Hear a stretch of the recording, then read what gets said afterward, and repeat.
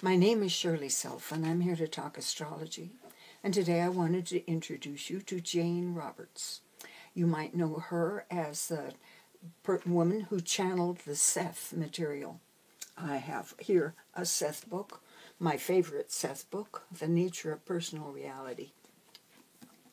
And I'm getting ready to read this one again. I haven't read it since the 80s, and it was really important to me then. So I'll see what it has to say to me now, 40 years later.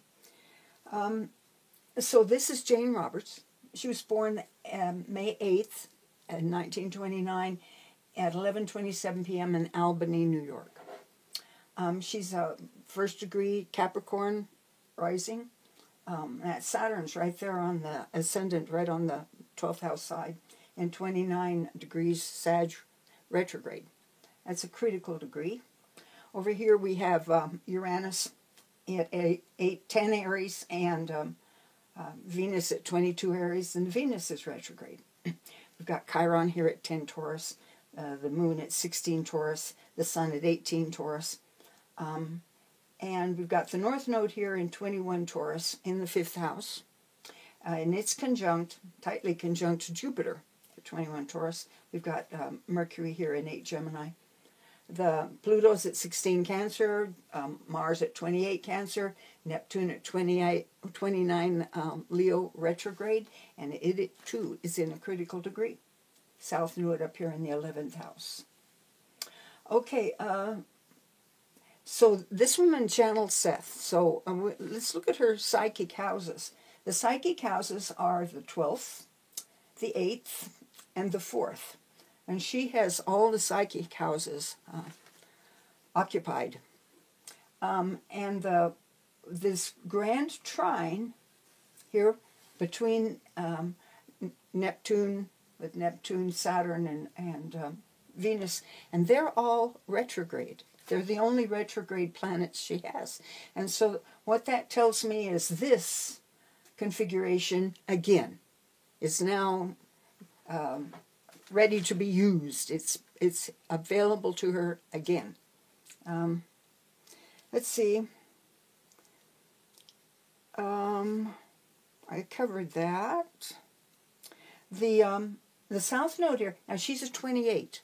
Notice the Moon leads the Sun here, and is getting ready to conjunct the Sun in about an hour. And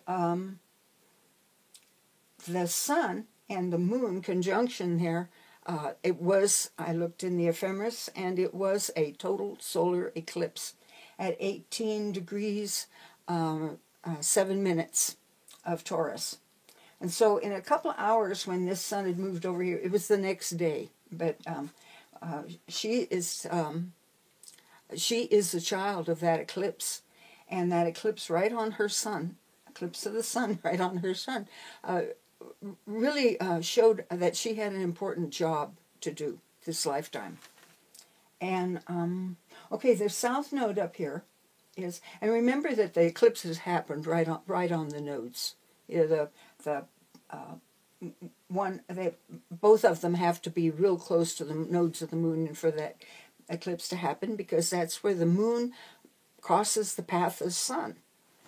So the South Node up here in Scorpio in the 11th house shows that in former lifetimes she developed power over others. Power over others. And look at what rules that South Node is this Mars, and while it's not closely conjunct that Pluto, the Pluto also rules Scorpio. So she's got a very powerful influence on other people, and she will have a very powerful and influencing and transforming relationship, partnership. And so you can put Seth here as the powerful partnership that she made. And I don't know how many books are the result of this partnership, but I'd say upwards of 20. So this Saturn here, it shows this is an inconjunct here. the Mars is in conjunct the Saturn, and this is a illness in conjunct, not a sex and death in conjunct, because you read it from the Mars, assuming the Mars is the first house here, that would put the Saturn in a sixth house relationship, not an eighth house. But that sixth house relationship to Mars, and because the Saturn is where it is, in her house of the house that the planets in that house have to be very carefully monitored, because they virtually can mess up your life. They're the thing you don't acknowledge will come back and bite you, and that's 12th house. Can be very detrimental to the first house if you don't own it completely, utilize it. And she did utilize it, but her mother died of rheumatoid arthritis, and so did Jane Roberts. And this is even more problematical than a sickness in conjunct, because in declination, they're contra-parallel, meaning that it puts the Mars kind of at an opposition to Saturn. They are in not only in an inconjunct, a sickness inconjunct, but an opposition.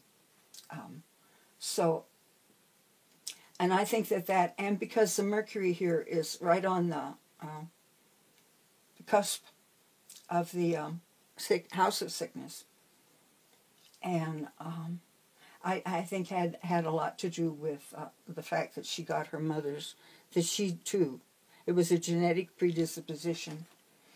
The thing about 26, 27, and 28 moon phases is that Yeats called them the sin eaters. And that's because they're become incredibly powerful spiritual people. That's what the whole fourth quarter lifetimes are about, is packing on spiritual muscle, on the intellect, on the characteristic intellect that the mind or the soul developed during the third quarter here. This is air, this is fire. So these people are very spiritually powerful. And what is supposed to happen with the 26, 27, and 28 moon phases is that they absorb the negativity out of the world. Not usually just, well, they can just randomly absorb it. And it can make them really nervous and cautious about going out in the world, because the world is a dangerous place to them. But what they're to do with this negative energy, they bring it right into the power chakra. And if you can do a practice called Tonglen, and that's what they instinctively do, is that in the heart of love, they transfer that painful negative energy into love. And that's what you do when you practice Tonglen. Here's a short little lesson on how you do Tonglen. Pardon me while I have a sip.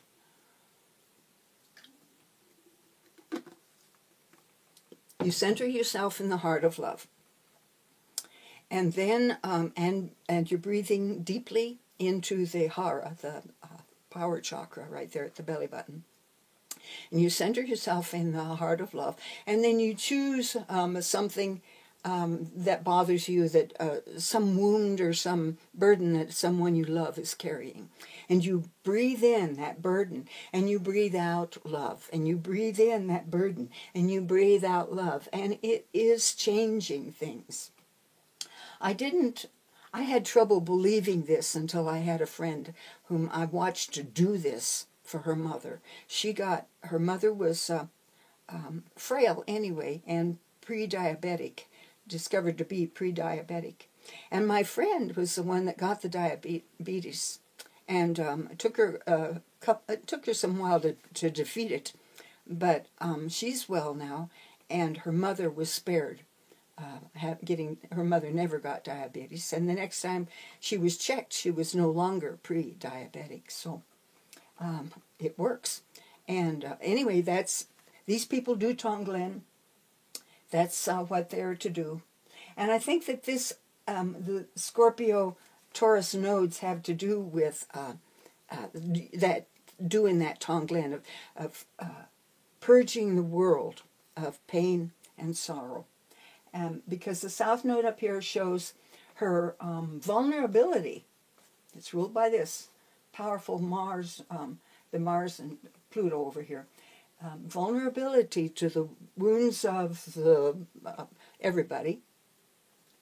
And down here, this North Node is conjunct that Jupiter.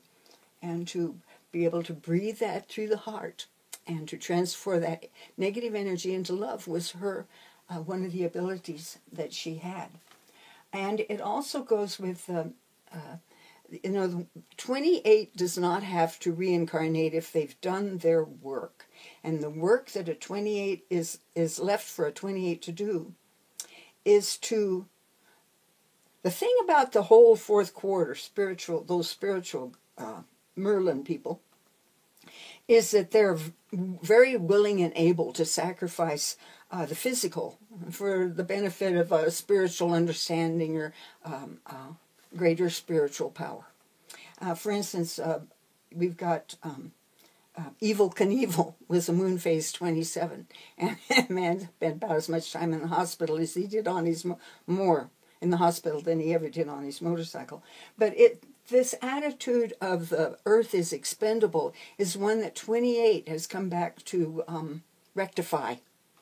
The value of the physical, the spiritual power of the physical body is what a 28 needs to recognize, to recapture the joy found in the physical body, the joy of, dancing and music and life and running in the grass and that sort of thing. That's what what Yeats calls them, the God-intoxicated fool. And that's what they are, 28 reincarnates to do, is to recapture that recognition that of the spiritual powers of the body. All magic. You can't do magic if you don't have a body. And so magic virtually ruled by Virgo, which is an earth sign. Magic is Virgo, Pisces, 6 and 12. So anyway, what else do I have to tell you? Oh, and this moon is exalted. The Venus is in its rulership. What else?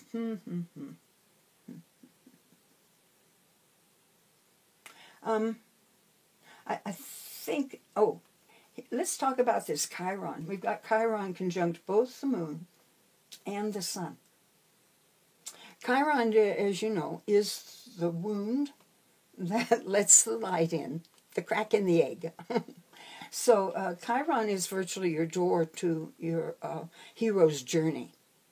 And so this Chiron, this door, is conjunct the moon, and that gives one a real insight into other people, into their pain and their joy, and a real understanding of what they need in order to be happy.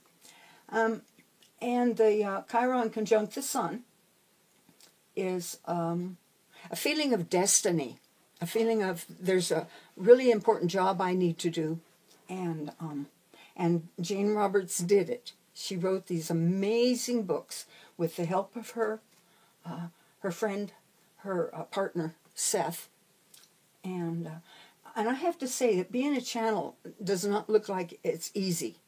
It's not easy. It's very hard on the body. It's like having a renter, I think. Anyway, so she died young of rheumatoid arthritis. It was a very, at the end of her life, in her early 50s, she spent the last 500 or plus days of her life in the hospital. And rheumatoid arthritis is painful.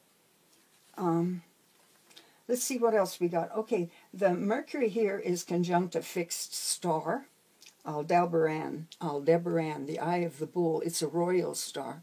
These are very powerful, these royal stars. Here's another royal star. The Neptune is on Regulus, the heart of the lion. We've got the eye of the bull and the heart of the lion. These are very powerful energies connected with her Mercury and her Neptune. The Neptune is stationary retrograde, and so it virtually turned direct during her life. The other two retrograde planets did not turn direct during her life. And the Neptune. Well, it's on Regulus, and it did turn direct during her life, and it's in the 8th house, and she already has this 8th house power. And so channeling somehow came very easy to her. The connection between her and her partner, Seth, they're very, very easily made. Notice that the Jupiter is a square, the Neptune, and one of the things that I remember about reading about Jane is that she would have a beer while she was channeling. The only time she drank beer, but she would have a beer. Evidently, Seth enjoyed a beer. So anyway, I was looking. This is the beer. What else do I have? Okay. One of the things about the Eye of the Bull here is both of these fixed stars bring the danger of energy, because there's so much power with them that it can cause damage, and both of them can make you sick. This one especially, the Eye of the Bull, Aldebaran, and she did have this arthritis that killed her and killed her mother. I wanted to show you, each of these moon phases has a couple of tarot cards that are very intimately connected to them, that just help describe them and their job. And that includes all but the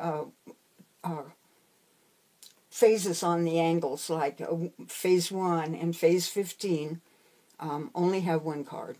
Actually, they do have two cards. It is 8 and 22 that you cannot even see that. 8 and 22 do not have two cards. They just have the one. Okay, let's see if you can see that. Sorry, I should have taken that into consideration. Okay, 1 and 15 have the Magus. They made it. They have achieved perfection. And then have to come down here and from the universe get ready to launch into a whole new climb up the tree. So the tarot cards for 8 and 22, this is the only one that they have, and this is Justice. So the tarot cards for moon phase 28 are the High Priestess. This is 28 and 14, the High Priestess. The High Priestess is ruled by the moon, and it has to do with faith. And the other card, the one that rules their body of fate and creative genius, is the Sun, the head and experience. So, so these two cards are for Jane Roberts. Are the High Priestess is her. And High Priestess has to do with vibration, you and your own perfected vibration, and it is an ability to emotionally, it's a creative. The moon is a creative ability to contact the subconscious and the superconscious. I was going to mention one other card. The Hierophant is ruled by Taurus. And it has to do with hearing. And it connects your ability to access God, and the God in you, to your blueprint, who you're supposed to become.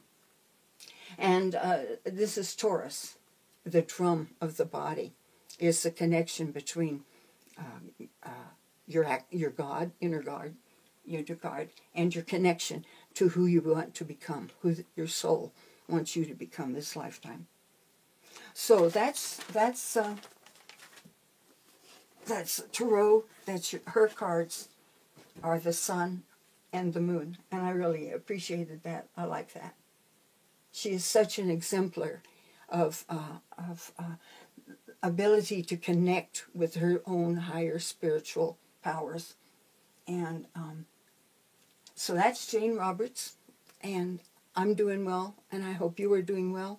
And don't forget to tell the people you love that you love them. It's really important. Take care. Bye-bye.